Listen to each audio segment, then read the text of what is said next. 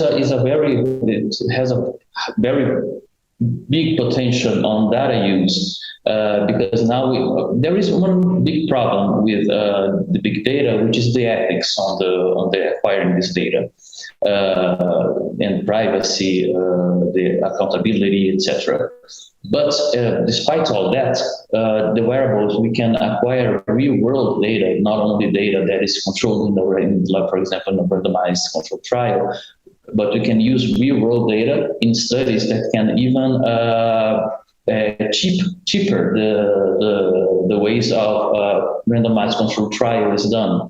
Because using a real-world study with real-world data, we can randomize these patients with the data that we already have. For example, wearables, for example, blood pressure, the heart rate, the frequency of AF, of atrial fibrillation during the day. And we can use this in ways to randomize patients and see the outcomes based on what is your objective.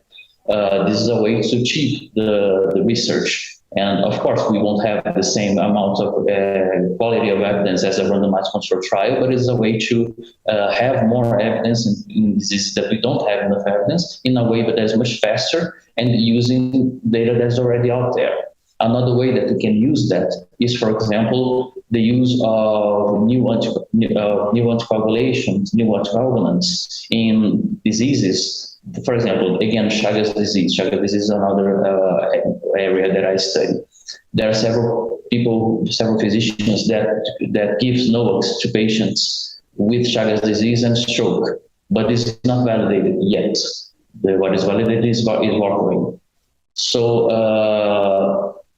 there is a way, since this is already being done, to compare what is being done given the NOACs versus warfarin, compare, for example, recurrence, bleeding, etc. This is a real data area. This is a real world study that can be done. It is being designed. And this can be done not only via health records, electronic health records, but also via wearables, for example, via telemedicine, via contact, via telephone calls, etc., etc.